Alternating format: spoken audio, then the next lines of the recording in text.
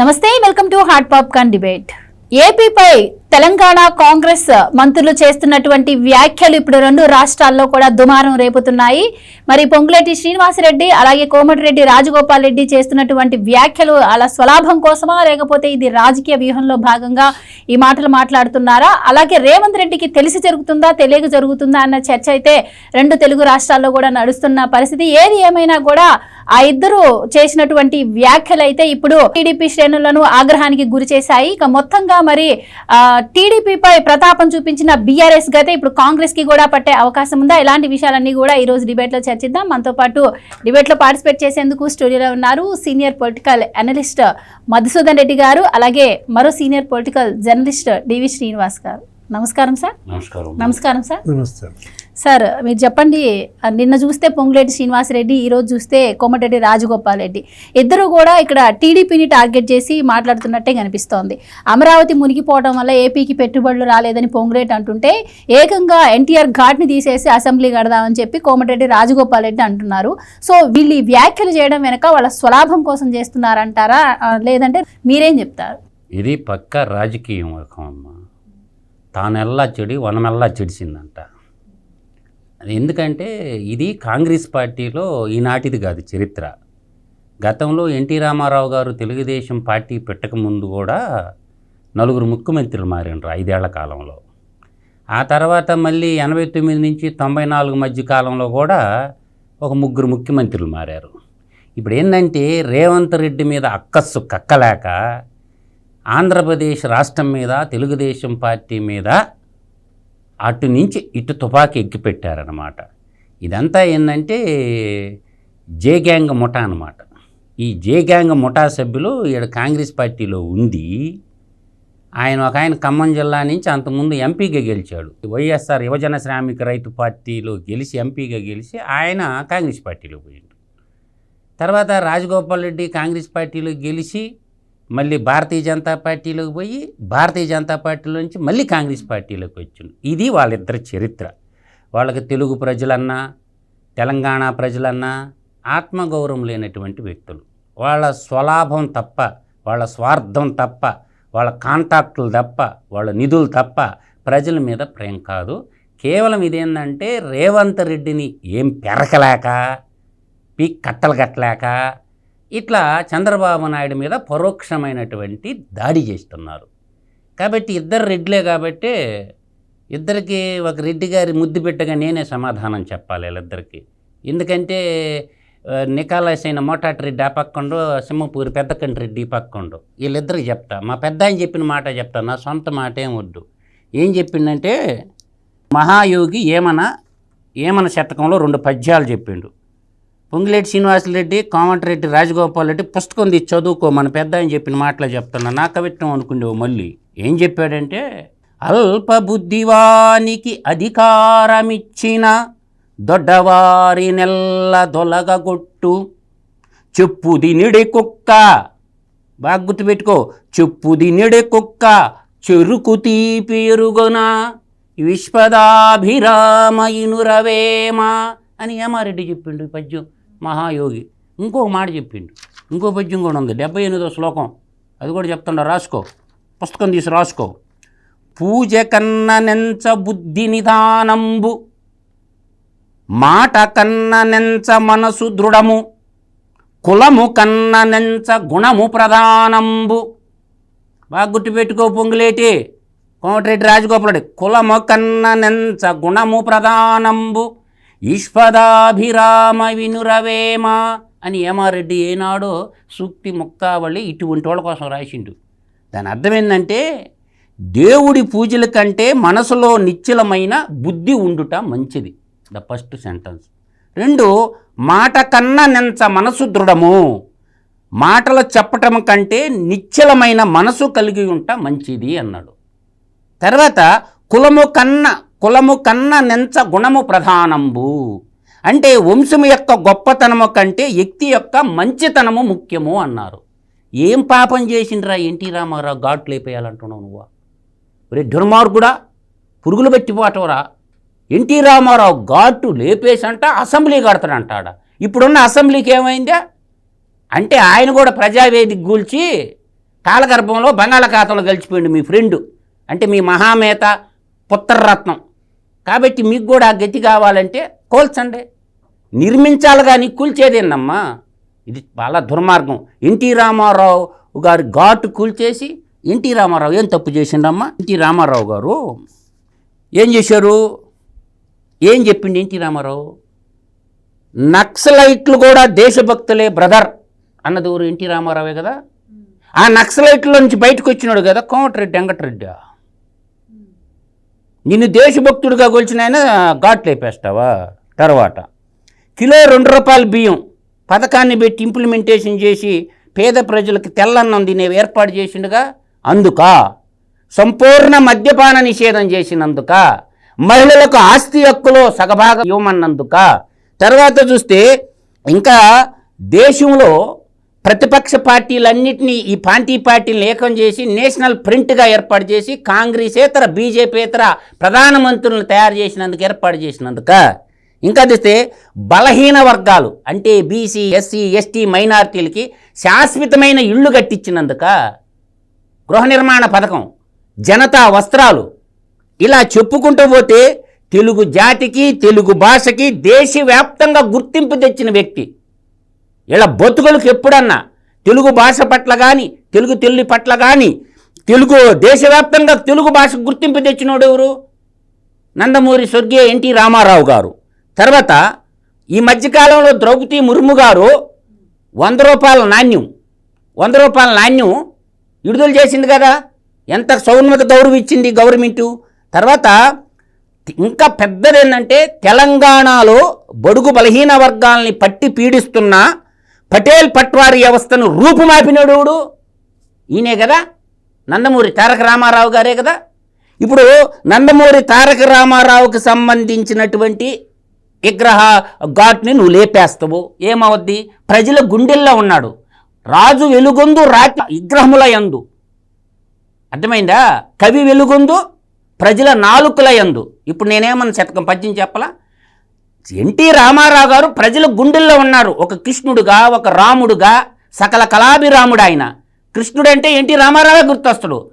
అంటే ఈడు మహామేతగాడి విగ్రహాల ఖైరతాబాద్ సెంటర్లో పెట్టినావు కదా మహామేతది. ఈడి సిబిఐ కేసులో ఉన్న మహామేత విగ్రహాలు ఉండొచ్చా? ఈ కాసు బ్రహ్మానందరెడ్డి పార్క్ ఉంది, దాన్ని ఏం చేస్తావు? ఆ రోజు పిట్టలు కాల్చి చంపిండి అన్నల్ని పొట్టను పెట్టుకుని రక్తం మరిగిన పులి కదా కాసు బ్రహ్మానందరెడ్డి. ఆ పార్క్ కూడా లేపేయి. అంటే కాసు బ్రహ్మానందరెడ్డి నరాంతకుడు కదా. ఎవరు పీరియడ్లో చచ్చిపోయిండో? జార్జి రెడ్డి. ఇవన్నీ ఎవడికి తెలీదు? తెలంగాణలో ఉన్న బడుగు బలహీన వర్గాలు తిరుగుబాటు చేస్తారు. తెలంగాణ బడుగు బలహీన వర్గాలకు ఆత్మగౌరవం ఇచ్చినటువంటి వాడు ఎన్టీ రామారావు గారు. కాబట్టి నువ్వు వచ్చి నేను ఘాట్ లేపేస్తానంటే తెలంగాణలో ఉన్న బడుగు బలహీన వర్గాలు అందరూ 89% దాకుంటారు, ఎదురు తిరగతారు. ఇదంతా ఏంటంటే రేవంత్ రెడ్డిని దింపేయాలా, ఇది ఒక ప్రణాళిక. రేవంత్ రెడ్డిని ఏమి చేయలేక ఎవరో ఒకరిని ముఖ్యమంత్రి చేయాలా, జగన్ కోటరీని ఎవరో ఒకరిని ముఖ్యమంత్రిని చేసుకోవాలా. ఆ ప్రయత్నంలో భాగంగా ఏం చేస్తున్నారంటే ఆంధ్ర మీద పడి చేస్తారు. ఏంది అమరావతి మునిగిపోయేది అంటాడు. అమరావతి నీకేం పని? ఆల్రెడీ కేటీఆర్ అమరావతి మీద ఇషం కక్కి ఇంటికి పోయిండు ఒక ఆయన. ఇప్పుడు అమరావతి నీకేం పని? అవి ఇప్పుడు హైదరాబాదు మన భాగ్యనగరం, మన అందరి సౌభాగ్య నగరం. అందరం బాగుండాలి, అందులో మనం ఉండాలని కోరుకోవటంలో తప్పు లేదు. కానీ పక్క రాజధాని నీకేం పని? తోడబుట్టిన అన్నదమ్ముడు బాగుండాలని కోరుకోవాలా, చెడిపోవాలని కోరుకోకూడదు. ఇదంతా ఏంటంటే జగన్మోహన్ రెడ్డి జగన్నాటక సూత్రధారులు ఆడుతున్న నాటకం. ఎందుకంటే కేసులు ఇప్పుడు ముడిగా పెడతా ఉంటే తెలంగాణలో రక్షణ పొందాలా, రేవంత్ రెడ్డి దింపేయాలా, జే గ్యాంగ్ ముఠా సభ్యులు ఎవరైతారో వాళ్ళ ముఖ్యమంత్రిని చేసుకోవాలా, 7 నుంచి చంద్రబాబు నాయుడిని దెబ్బ కొట్టాలా అన్నటువంటి ఆకాంక్ష ఒక కుట్ర దాగుంది. సరే, సామరస్యంగా ఉన్నారు. భాగ్యనగరంలో అందరూ సుఖ సంతోషాలతో బాగా ఉన్నారు. ఇప్పుడు ఎందుకు ఈ చుచ్చు లేపుతున్నారు? వీళ్ళు కానీ ఇలాగానే ప్రవర్తిస్తే రాబోయే జనరల్ ఎలక్షన్లో తెలంగాణ ప్రజలే కర్రు గాల్చి వాత పెడతారు. అవతల పెద్ద పులి కాసుకొని ఉంది భారతీయ జనతా పార్టీ. అప్పుడు భారతీయ జనతా పార్టీ కానీ మళ్ళీ ఎడగాని పగ్గాలు చేపట్టిందంటే ఇంకా దిబిడే ఉంటుంది ఈ కాంగ్రెస్ నాయకులకి అందరికీ. కాబట్టి పెద్ద పులి మింగటానికి సిద్ధంగా ఉంది. పులిని చూసి నక్క వాతలు పెట్టుకున్నదంట.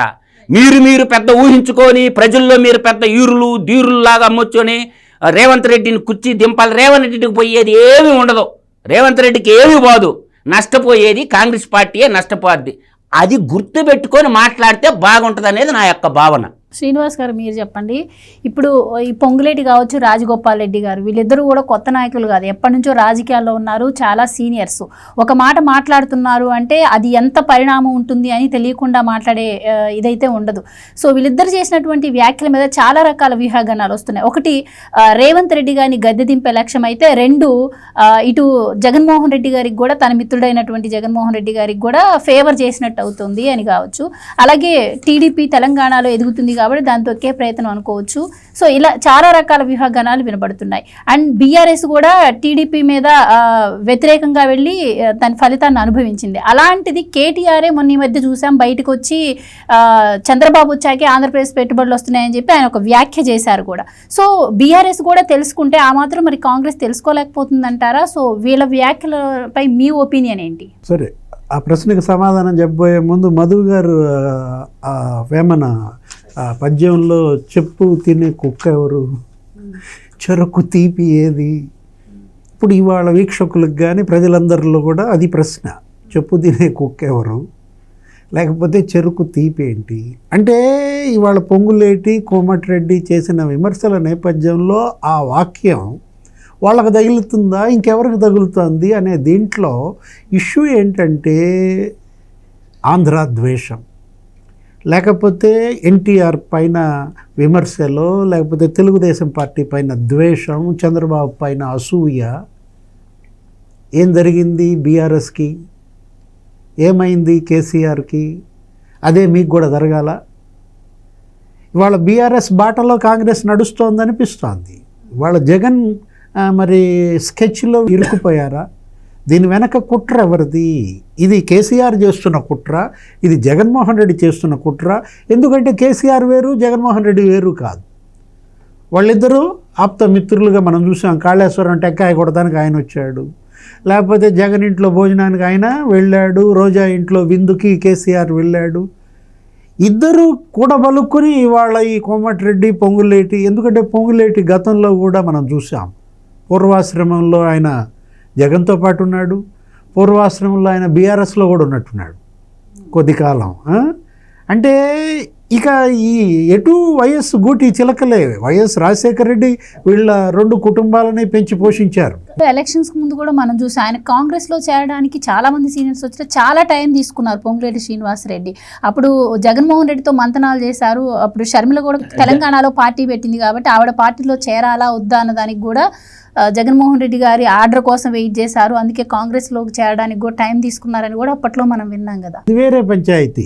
అదేదో చెల్లెళ్ళు డబ్బు అడగటం, ఆ డబ్బు అడిగితే నా చెల్లె నీ చెల్లె అని జగన్మోహన్ రెడ్డి ఏదో తిట్టాడని, నా చెల్లికి నేను ఇచ్చుకుంటాను కానీ నువ్వెవడో ఇవ్వటానికి అని చెప్పి పొంగులేటి ఇచ్చే డబ్బులు కూడా షర్మిలకి ఇవ్వకుండా ఆపాడని గతంలో మీడియాలో మనం చూసాం. సరే, వాళ్ళు వ్యక్తిగతంగా రాజశేఖర రెడ్డికి అభిమానులు అయితే కావచ్చు, జగన్మోహన్ రెడ్డికి బంట్లు అయితే కావచ్చు. ఇక్కడ వీళ్ళు చేస్తున్న ఈ పనుల వల్ల కాంగ్రెస్కి అది మేలా కీడా? ఎన్టీఆర్ ఘాట్ జోలికి వస్తే ఏం జరుగుద్ది? వాళ్ళ ఎన్టీఆర్ తెలంగాణలో గతంలో కంటెస్ట్ చేసి ఆయన గెలిచాడు, 3 ప్రాంతాల్లో ఆయన గెలిచాడు. ఏది ఎన్టీ రామారావు ఆయన ఏంటి ఒక ప్రాంతానికి పరిమితమైనటువంటి నాయకుడు కాదు. ఆయన తెలుగు జాతి యుగ పురుషుడుగా, ఇవాళ మద్రాసీలుగా చెప్పేవాళ్ళు ఒకప్పుడు. మనకి ఆంధ్ర అనేది తెలియదు ఎవరికి కూడా. నువ్వు ఎక్కడి నుంచి వచ్చావు అని తెలుగు వాళ్ళని అడిగితే మద్రాసీ అని చెప్పుకోవాల్సిన పరిస్థితి నుంచి మాది తెలుగు, నేను తెలుగోడిని అని మొదటిసారి చెప్పుకునేటటువంటి దమ్ము ధైర్యం ఇచ్చింది ఎన్టీఆర్. ఇంకోటి కూడా ఉంది సార్, ఎన్టీ రామారావు గారు ఎంత గొప్పవాడు అంటే అమ్మా, తెలంగాణ పౌరుషాల గడ్డ పులిబిడ్డ ఇవాళ దేశ ప్రధానిగా ఉన్నటువంటి పివి నరసింహారావు గారు తెలంగాణ కరీంనగర్ బిడ్డే కదా. 1991లో కాంగ్రెస్ పార్టీ అయినప్పటికీ దేశ ప్రధానిగా అవుతున్నాడని చెప్పి నంద్యాల రాయలసీమలో ఆయన్ని నిలబెట్టి పార్లమెంట్కి ఎన్టీ రామారావు పోటీ పెట్టకుండా సాటి తెలుగువాడు దేశానికి ప్రధానమంత్రి అవుతుండో నాకు గౌరవము, మన తెలుగు జాతికి దక్కిన గౌరవని పివి నరసింహారావు గారిని రాయలసీమలో ఎంపీగా నిలబెడితే తెలుగుదేశం పార్టీ పోటీ పెట్టకుండా సగౌరవంగా గౌరవించినటువంటి వ్యక్తి స్వర్గీయ నందమూరి తారక రామారావు గారు. 5,45,000 మెజార్టీతో పంపించిండు. ఏది తెలుగోడు దెబ్బ ఢిల్లీ అబ్బా అంటారు చూసినావా? ఇవాళ కాంగ్రెస్ పార్టీలోనే కదా దేశ ప్రధాని అయింది పివి నరసింహారావు గారు. అంటే ఒక తెలంగాణ వ్యక్తి దేశ ప్రధాని అయ్యేటటువంటి అవకాశం కల్పించింది ఆ రోజు ఎన్టీఆర్. ఎందుకంటే పివి నరసింహారావు గతంలో 2 చోట్ల పోటీ చేసి 2 చోట్ల ఓడిపోయాడు. ఎన్టీఆర్ గాలిలో ఆయన ఏం జరిగింది, ఆయన అక్కడ రామ్టెక్లో ఏదో ఒడ్డున పడి గెలిచాడు అప్పట్లో. ఇక్కడ హనుమకొండలో ఆయన పరాజయం ఆ రోజు మనం చూసాం, ఇది తెలంగాణలో.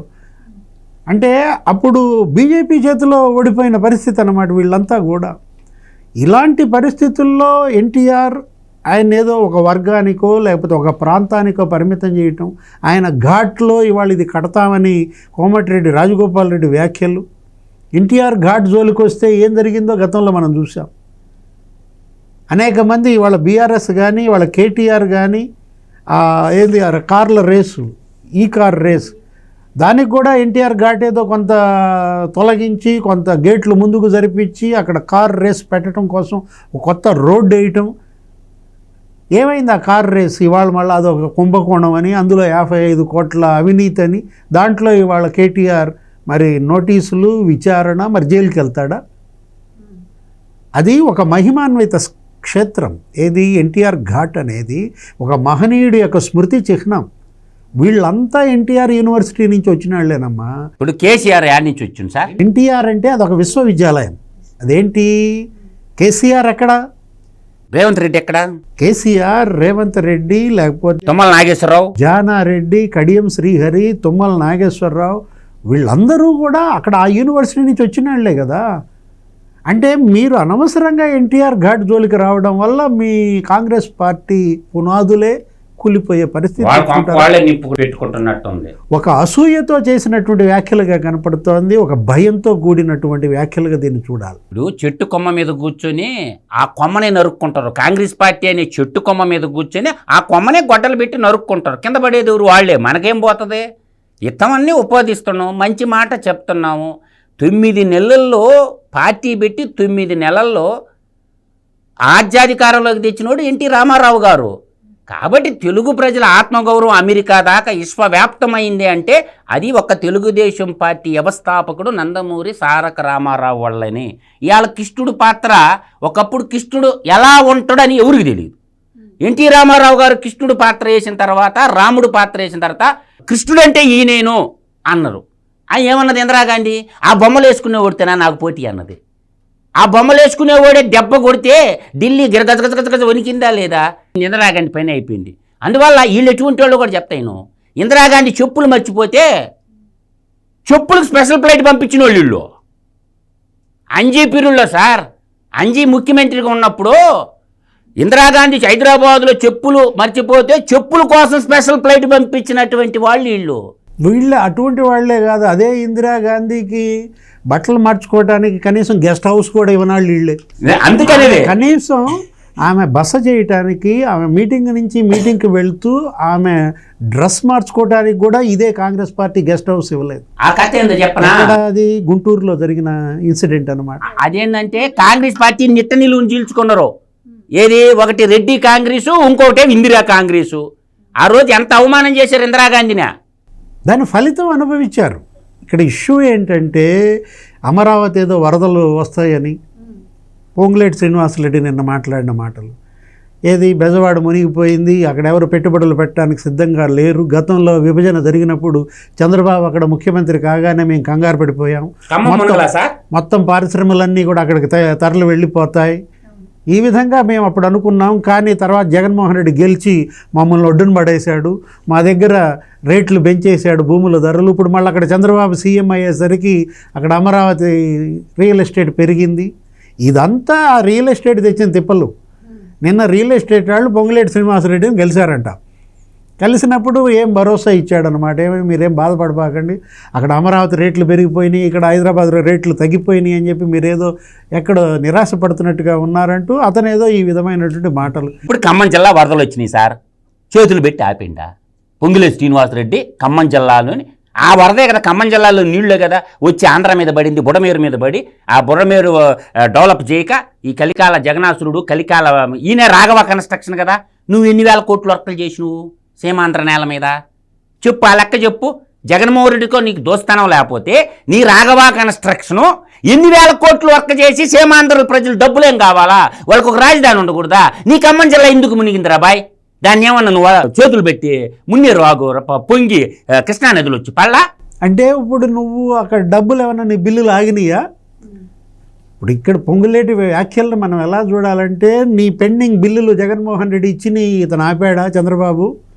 ఆ కంటుతో చేసిన వ్యాఖ్యల 100% ఆ బిల్లులు రాలేదని ఆ బిల్లుల కోసం బ్లాక్ మెయిలింగ్ చంద్రబాబు నాయుడు.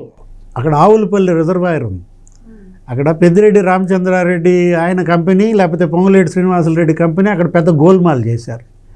ఏంటి 1000 కోట్ల స్కామ్ అది. 3 రిజర్వాయర్లు కట్టామని చెప్పి అక్కడ కనీసం వాళ్ళకి నిర్వాసితులకి డబ్బులు ఇవ్వకుండా ముంచేసి అక్కడేంటి దొంగ బిల్లులు చేసుకున్నారు. దిగిపోయేటప్పుడు కూడా జగన్మోహన్ రెడ్డి ఏం చేశాడు? 10,000 కోట్లు కేంద్రం ఇస్తే 200 కోట్లు రాఘవ కన్స్ట్రక్షన్స్ బిల్లులు క్లియర్ చేశాడు. ఇప్పుడు అవన్నీ ఆగాయనేటటువంటి అక్కస్సుతో పొంగులేటి మాట్లాడిన మాటలుగా దీన్ని చూడాలా? ఒకవైపు ఏమో చంద్రబాబు సీఎం కాగానే పెట్టుబడులు వరదెత్తుతున్నాయి. ఒక విశాఖపట్నంలోనే నీకు 4 లక్షల కోట్ల పెట్టుబడులు వచ్చాయి 6 నెలల్లో.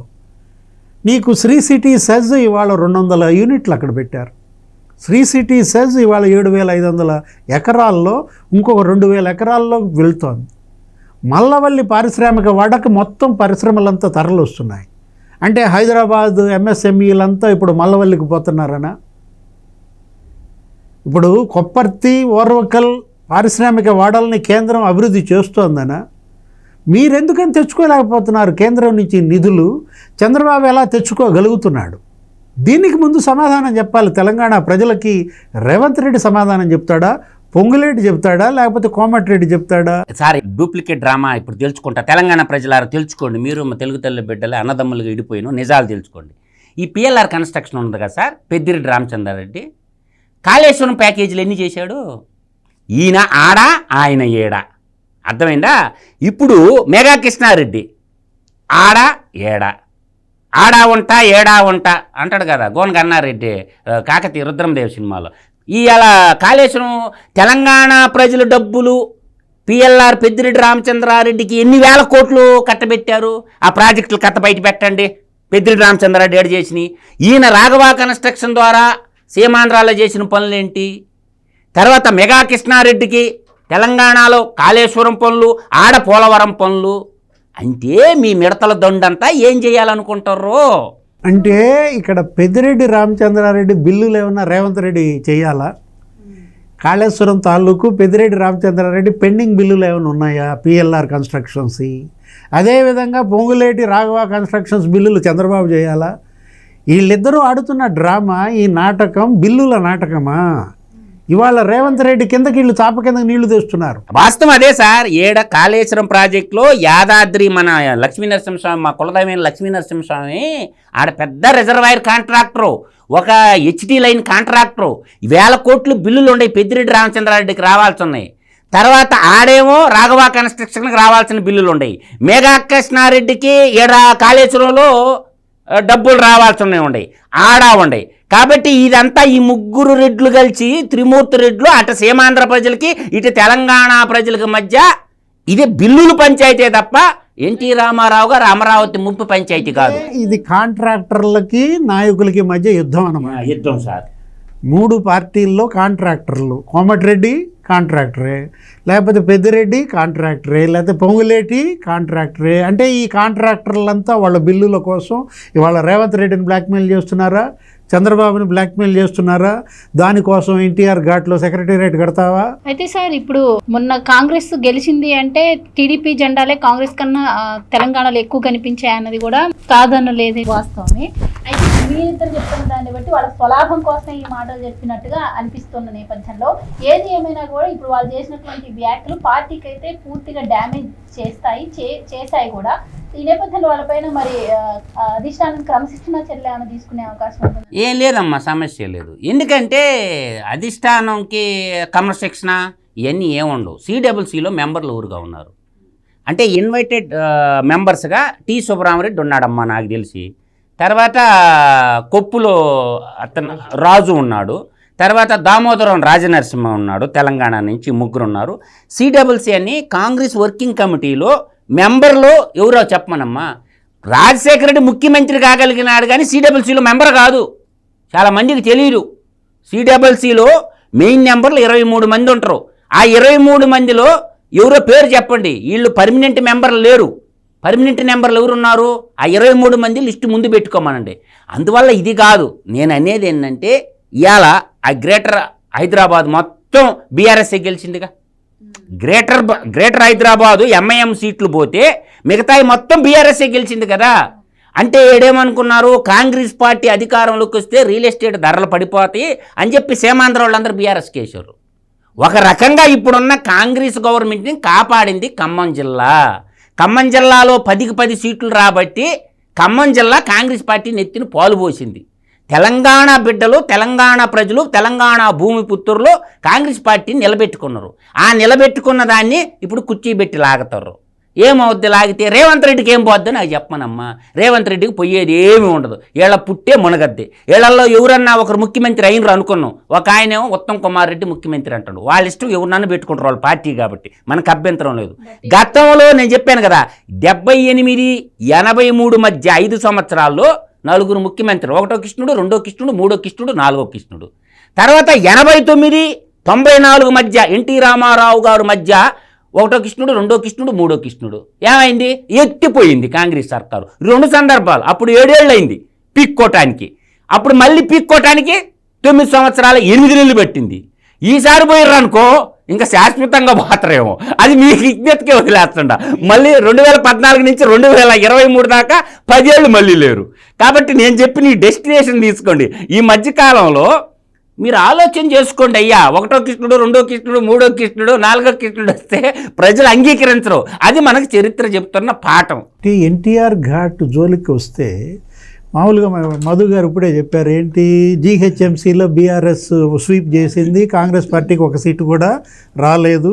కాంగ్రెస్ ఏదో సిటీలో వేళ్ళు అనుకుంటుంది అనుకుంటే ఇప్పుడు ఎన్టీఆర్ ఘాట్ జోలికి వచ్చి మళ్ళా బీఆర్ఎస్ని మొత్తం గెలిపిస్తున్నారా? ఇప్పుడు అదే కనపడుతోంది. ఏంటి ఇప్పుడు ఈ అమరావతిలో మునిగిపోద్దని చెప్పడం ద్వారా ఖమ్మం జిల్లాను కూడా బీఆర్ఎస్కే ఇస్తారా? థర్డ్ ఫోర్స్ ఉంది సార్. ఇప్పుడు బీజేపీ, తెలుగుదేశం, జనసేన ఈ కూటమి రేపు జీహెచ్ఎంసీ ఎలక్షన్లో నిలబడింది అనుకో చాలా కష్టం. బీజేపీ, తెలుగుదేశం, జనసేన కూటమి ఇవాళ ఆంధ్రప్రదేశ్లో ఇవాళ అధికారంలో ఉంది, కేంద్రంలో అధికారంలో ఉంది. రేపు తెలంగాణలో కూడా అధికారంలో తెచ్చేదాకా వీళ్ళు నిద్రపోరా? మనకి పొంగులేటి శ్రీనివాసరెడ్డి 2 నెలల క్రితమే ఎప్పుడు ఒక మాట అన్నాడు, బాంబులు రెడీ చేస్తున్నాం, రేపు దీపావళికి బాంబులు పేలుస్తున్నాం అన్నాడు. అందరూ ఏమనుకున్నారు, కేటీఆర్ అరెస్ట్ ఏమో ఈయన పేల్చే బాంబు అనుకున్నాడు. ఈయన పేల్చే బాంబు ఇదనమాట. ఆ బాంబులు తీసుకొచ్చి రేవంత్ రెడ్డి మీద వేస్తున్నాడా? ఇవాళ రేవంత్ రెడ్డి కుర్చీ మీద బాంబులు వేస్తున్నట్టుగా కనపడుతోంది ఈ కోమటిరెడ్డి వ్యాఖ్యలు కానీ లేకపోతే పొంగులేటి వ్యాఖ్యలు కానీ. అసలు భారతదేశంలో కూటమి ప్రభుత్వం ఏం కాదమ్మా, మీరు భయపడబడలేదు. ఇప్పుడు రేవంత్ రెడ్డి చుక్కానీగా పనిచేస్తున్నాడు. రేవంత్ రెడ్డి దిగిపోయిందంటే తెల్లారి కుప్పకూలిపోద్దాడు గవర్నమెంట్, నో డౌట్. ఇది కూడా రాసి పెట్టుకోండి డైరీలో. రేవంత్ రెడ్డిని కాంగ్రెస్ పార్టీ ముఖ్యమంత్రి పదవి నుంచి దింపిన తెల్లారి గోయింద కాంగ్రెస్ పార్టీ తెలంగాణలో అసలు పార్టీ సర్కారే ఉండదు. ఈడ రాష్ట్రపతి పాలన కిందకు వస్తుంది. ఇది కన్ఫామ్ జరిగి తీరద్ది. తెలంగాణలో మొన్న పార్లమెంట్ ఎన్నికల్లో బీజేపీ 8 ఎంపీ సీట్లు గెలిచింది. అంతకుముందు అసెంబ్లీలో 8 అసెంబ్లీ సీట్లే వచ్చింది. అంటే 8 ఎమ్మెల్యే సీట్ల నుంచి బీజేపీ 8 ఎంపీ సీట్లకు వచ్చింది. ఇవాళ తెలంగాణలో బీజేపీ సగం ఆక్రమించేసిన పరిస్థితుల్లో ఇప్పుడు ఈ విమర్శల ద్వారా 80 సీట్లు గెలిపిస్తారా? బీజేపీ, జనసేన, తెలుగుదేశం రేపు పొద్దున కనుక ఇక్కడ కూటమి బలోపేతం అయితే వీళ్ళ వ్యాఖ్యల ద్వారా వీళ్ళ గొయ్యిళ్ళు తవ్వుకోవటమే. కాంగ్రెస్ పార్టీకి ఎవరో శత్రువులు ఉండరు, వాళ్ళకి వాళ్లే శత్రువులు. వాళ్ళ పార్టీని ఎవరు ఓడగొట్టబడలే, వాళ్ళే ఓడగొట్టుకుంటారు.